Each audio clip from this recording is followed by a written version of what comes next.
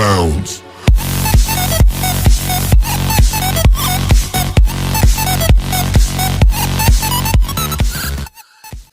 Hello students, welcome in my channel Art to Art TFK, and also welcome in the part 3 of class 7 science subject, chapter number 1, nutrition in plants. Welcome in the part 3. part 2 हमने बना दिया है और part 1 भी बना दिया है. अगर जो भी बच्चा पार्ट 1 और 2 नहीं देखा है वो नीचे दिए गए लिंक पे जाए, नीचे दिए गए डिस्क्रिप्शन पे जाए और लिंक ओपन करें. पार्ट 1 का भी लिंक अवेलेबल है और पार्ट 2 का भी लिंक अवेलेबल है. आप जो पार्ट देखना चाहो तो देखो. और हाँ, basically that is the first notice for the you. आप अगर पार्ट 3 देख रहे हो तो पार्ट 2 एकदम, पार्ट 1 और 2 देखना एकदम नेसेसरी है, तभी आपको पार्ट 3 समझ में आएगा. इसमें हम लोग जानेंगे हेटेरोट्रॉफिक प्लांट्स के बारे में, हेटेरोट्रॉफिक न्यूट्रिएंट्स वाले प्लांट्स के बारे में. जो ऑटोट्रॉफी का डिस्कशन हो गया था, फोटोसिंथेसिस का डिस्कशन हो गया था, ऑटोट्रॉफी कैसे वर्क करता है वो चीज़ जान गए थे हम लोग. ऊपर से और भी इसमें इंटरेस्टिंग ट्रिक्स जाने थे, जो कि फोटोसिंथेसिस का रिएक्शन कैसे हो रहा था वो चीज़ देखे थे हम लोग. और हाँ, वीडियो को लाइक कीजिए, शेयर कीजिए. जो भी नीडी पर्सन है, नीडी स्टूडेंट है, उनको आप बताइए, जो कि ये वीडियो हेल्पफुल आपके लिए होगा. अगर आपको कोई भी प्रॉब्लम हो तो फिर you can comment on the comment box, आप कमेंट करोगे.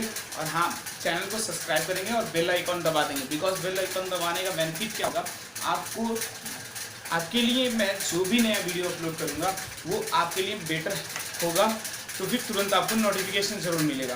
तो फिर इसलिए आप बेल आइकन को प्रेस कर दीजिएगा. ओके, अब हम लोग स्टार्ट करते हैं वीडियो को. Just start. पार्ट 3 ये हम लोग जानेंगे हेटेरोट्रॉफिक प्लांट्स का. ये चैप्टर जो है न्यूट्रिएंट्स इन द प्लांट्स है. हेटेरोट्रॉफिक में जानेंगे. हेटेरोट्रॉफिक में आपका डिस्कशन हो गया था कि हेटेरोट्रॉफिक मतलब क्या होता है. हेटेरो मीन्स होता है अदर, एंट्रोपिक मीन्स होता है न्यूट्रिशंस. तो किसी अदर पे डिपेंड रहे कोई भी बंदा, किसके लिए, न्यूट्रिएंट्स के लिए, तो वो हेटेरोट्रॉफिक बोला जाएगा. तो यहाँ पे कुछ ऐसे प्लांट्स है जो कि हेटेरोट्रॉफिक प्लांट्स है. तो यहाँ पे 4 टाइप्स के प्लांट्स दिए हैं.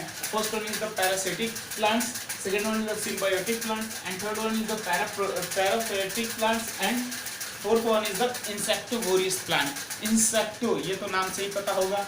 एंड पैरोफोटिक प्लांट, पैरो मीन्स होता है रूट एंड फोटिक मीन्स होता है क्या चीज, प्लांट. ठीक है ना, ये आपको डिस्कशन अच्छे से हो जाएगा. इसका भी ट्रिक जानेगा. पैरो मीन्स रूट्स और स्पैरो मीन्स रूट्स और फोटिक मीन्स प्लांट. फिर यहाँ पे सिम्बायोटिक मतलब सिम और बायोटिक मतलब आपस में चिपक के रहते हैं, एक रिलेशन बना के रहते हैं, तो ये सिम्बायोटिक है. एंड पैरासिटिक जो है, पैरासिटिक इन द सेंस कि वो दूसरे पे डिपेंड हो जाते हैं और दूसरे पे डिपेंड होकर चढ़कर और ग्रो करते हैं. तो यहाँ पे पैरासिटिक में 2 प्लांट का डिस्कशन होगा. एक तो पैरासिटिक ही है और एक होस्ट का डिस्कशन होगा. इन दोनों को जानेंगे. तो फिर इसको हम लोग डीपली से जाने क्या चीज़ होता है parasitic. They absorb food from the other green plant, मतलब कि ये फूड एब्जॉर्ब करते हैं अदर किसी ग्रीन प्लांट से. The organisms deriving food is called the parasitic. तो जो organisms फूड को डिराइव करता है, लेता है, वो क्या बोला जाएगा, पैरासिटिक बोला जाएगा. फिर हम जानेंगे the absorbing food from the other green plants, the organisms deriving food is called the parasitic. मतलब कि जो organisms किसी अदर प्लांट से, ग्रीन प्लांट से, वहां से फूड एब्जॉर्ब करके ले रहा है, वो ऑर्गेनिजम्स क्या कहलाएगा, पैरासिटिक कहलाएगा. ठीक है ना, पैरासिट कहलाएगा. The other organisms from the beach the plant is desired is called the host plant. तो मतलब अब मान लीजिए भाई साहब पैरासिटिक तो ले लिए, लेकिन पैरासिटिक के अलावा अगर कोई उससे अगर कोई लेकर ग्रो हो रहा है तो उसको क्या बोलेंगे, होस्ट प्लांट बोलेंगे. यहाँ पे एग्जांपल बताया है जैसे कि कॉस्कोटा जैसे कि डोडर और अमरबेल होते हैं. तो ये सभी क्या चीज होते हैं, होस्ट प्लांट होते हैं और वो पैरासिटिक प्लांट होते हैं. तो ये ज़्यादा से ज़्यादा किस कलर में इनका स्टेम होता है, येलोइश कलर में. देखिएगा आप कोई ट्री है तो उस ट्री के ऊपर कोई दूसरा पैरासिटिक ग्लैंड चढ़ जाता है और उसमें से कुछ yellowish as like a root के जैसे निकलते हैं, तो वही क्या चीज बोला जाता है, होस्ट प्लांट बोले जाते हैं, ठीक है ना, येलोइस कलर के अपीयर होते हैं। अब सिम्बायोटिक आएंगे, symbiotic plant when two different plants live together and share their resources they called the symbiotic plant, मतलब कि दो प्लांट आपस में रिलेशन करने के बाद से वो आपस में जुड़ते हैं, तो उनका जो रिलेशन करके रिसोर्सेज को शेयरिंग करने का प्रोसेस होता है, तो वो सिम्बायोटिक वाले ही करते हैं।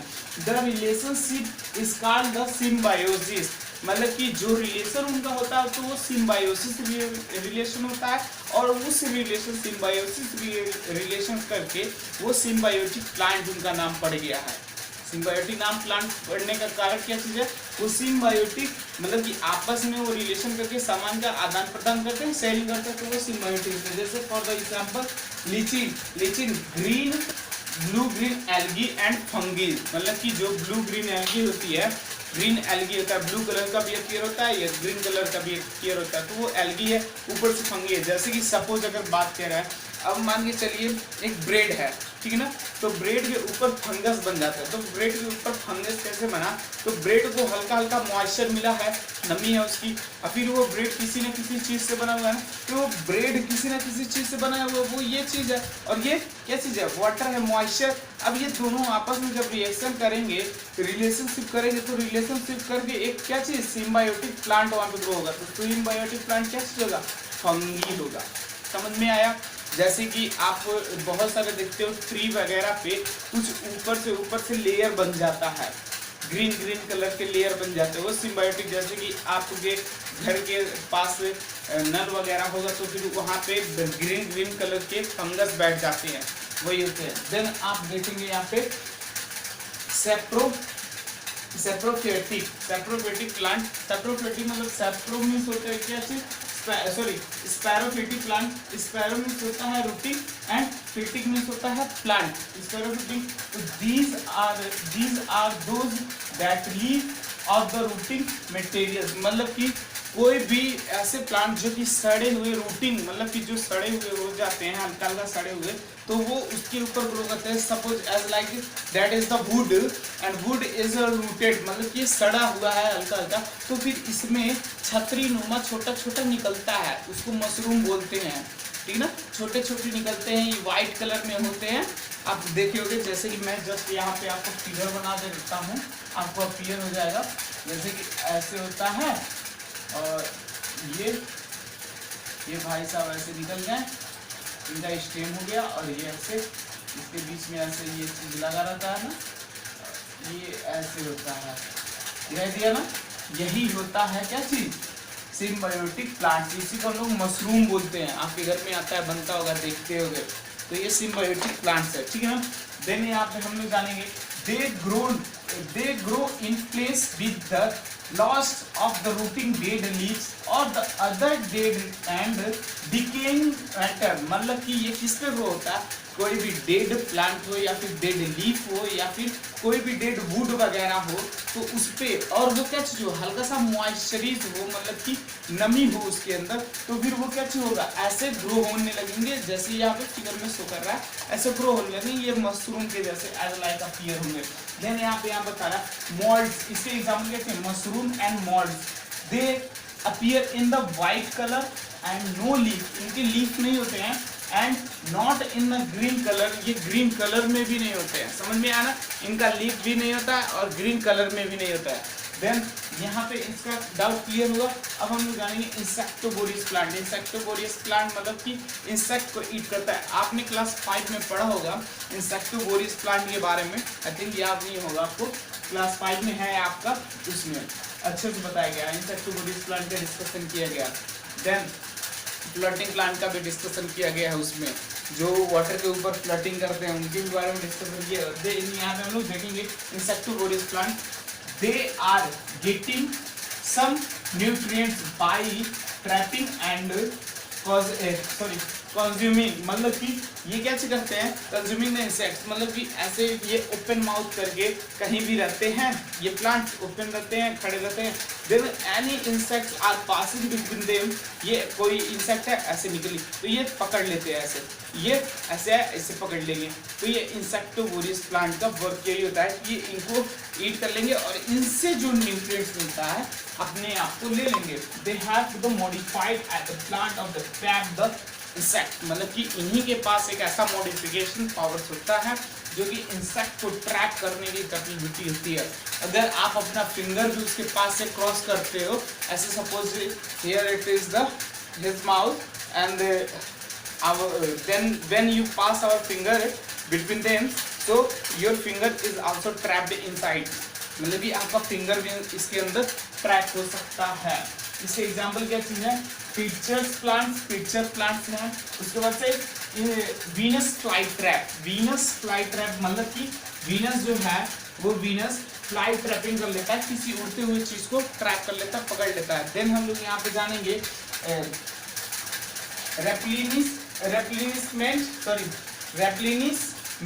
replenishment of the replacement of nutrients in the soils मतलब कि सॉइल्स के अंदर से न्यूट्रिएंट्स को कैसे हम लोग रिप्लेसमेंट करते हैं, बदलते हैं, उसकी न्यूट्रिएंट्स को फिर पावर उसकी कैसे लाते हैं। Suppose any plants are grown on that area, कोई भी प्लांट इस एरिया में ग्रो हो गया, फिर अब इसकी हम लोग तो क्या कर लिए, प्रिपरेशन ऑफ द सॉइल कर दिया, ठीक है, सोइंग कर दिया, सोइंग करने के बाद से एडिमेंट फर्टिलाइजर कर दिया, फिर उसके बाद से क्या चीज रिमूविंग इरिगेशन कर दिया, then removing unwanted plants remove कर दिए, फिर उसके बाद से एच हार्वेस्टिंग कर दिया, फिर एच फॉर से इनको स्टोरेज करेंगे, तो फिर इन फ्यूचर या फिर इन 1 or 2 months ago then we grow next plant। तो नेक्स्ट प्लांट ग्रो करेंगे, जैसे कि ये क्या चीज, खरीफ क्रॉप का सीजन गुजर गया, देन हम लोग ज़्यादा क्रॉप को ग्रो करें या फिर रबी क्रॉप को ग्रो करेंगे, तो जब इन दोनों में से किसी को ग्रो करेंगे तो फिर सॉइल के अंदर की न्यूट्रिएंट्स पहले ही खत्म हो गई थी ना, तो इसके अंदर न्यूट्रिएंट्स लाते हैं ना, तो जब हम लोग प्रिपरेशन ऑफ द सॉइल करेंगे तो फिर उतना बेटर न्यूट्रिएंट्स नहीं आ पाता है, इसलिए हम लोग फर्टिलाइजर का यूज करते हैं। अब देखिए सॉइल कैसे रेप्लिकेट करता है अपने न्यूट्रिएंट्स को फिर बनाने के लिए। तो यहाँ पे बता रहा है एक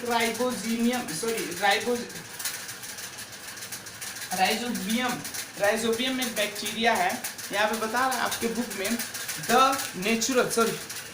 आपके बुक में बता रहा है the natural method of farmers grow to the luxurious plants such as to the peas and alternatively do other crops to the bacteria is called the ribosium इसको बोलेंगे राइबोजियम। देखिए जैसे कि जब कोई भी क्रॉप ग्रो कर दिया जाता है तो फिर उसको उसके बाद ज़्यादा क्रॉप का ग्रोइंग किया जाता है। ज़्यादा क्रॉप क्या होता है, बहुत ही कम न्यूट्रिएंट्स में ही ग्रो हो जाता है। जैसे कि खरीफ क्रॉप है तो वो मोर न्यूट्रिएंट्स को असर करेगा। फिर बीच में जेड क्रॉप इसमें आ गया है क्योंकि जब जेड क्रॉप का हम लोग ग्रोइंग करेंगे तो फिर इसमें क्या होता है, बहुत ही कम न्यूट्रिएंट्स लगेगा। जब कम न्यूट्रिएंट्स लगेगा तो फिर नेक्स्ट प्लांट के लिए न्यूट्रिएंट्स ज़्यादा मिल जाएगा, तो फिर उसको ज़्यादा न्यूट्रिएंट्स करके हम अपना काम करवा लेंगे। तो फिर यही प्रोसेस हमारा कंटिन्यूअसली चलता रहता है।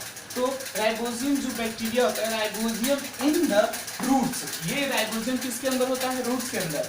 और this plants to convert atmospheric nitrogen, मतलब कि राइबोजियम उस प्लांट्स के रूट्स के अंदर होता है और वही रूट्स क्या चीज, एटमॉस्फेरिक नाइट्रोजन को इनटू नाइट्रिएट, मतलब कि जब एटमॉस्फेयर का नाइट्रोजन रहेगा तो फिर रूट जो हो एटमॉस्फेयर का नाइट्रोजन को लेता है और किसमें कन्वर्ट कर देता है, नाइट्रिएट में, नाइट्रोजन को नाइट्रिएट्स में कन्वर्ट कर देता है, फिर अमोनियम में कन्वर्ट कर देता है और भी कुछ केमिकल्स में कन्वर्ट कर देता है जो प्लांट्स के लिए नेसेसरी होती है। Then thus it is to the replenish the nitrogen into the soils with the first crop has been to the used of, मतलब कि यही रिप्लेनिशिंग जो होती है वही न्यू क्रॉप्स के लिए यूजफुल होता है, वो ग्रो करता है। जैसे कि हम लोग नाइट्रोजन को और भी बढ़ाने के लिए क्या चीज डाल देते हैं, मैन्यूर डाल देते हैं और फर्टिलाइजर डाल देते हैं। किसके लिए? जब नाइट्रोजन रहेगा तो प्लांट हमारा क्या करेगा, ग्रोथ करेगा अच्छे से। आई थिंक आपको ये डाउट होगा। फिर हम लोग एक बार अच्छे से जान जाए, replacement for of nutrients in the soil. Replacement इसलिए करवाते हैं कि जो हम लोग नया क्रॉप ग्रो करेंगे तो उसको अच्छा बेटर न्यूट्रिएंट्स प्रोवाइड करवाए। तो जो न्यूट्रिएंट्स प्रोवाइड करवाता है तो प्लांट ग्रो किए तो रूट्स के अंदर इसके राइबोजियम बैक्टीरिया होता है। वही राइबोजियम बैक्टीरिया क्या करता है, रूट्स जो एटमॉस्फेरिक नाइट्रोजन होता है, एटमॉस्फेरिक नाइट्रोजन को लेकर वो किस में कन्वर्ट करता है, नाइट्रिएट में और अमोनियम और भी कुछ केमिकल्स में कन्वर्ट करता है जो कि प्लांट्स के लिए नेसेसरी होते हैं।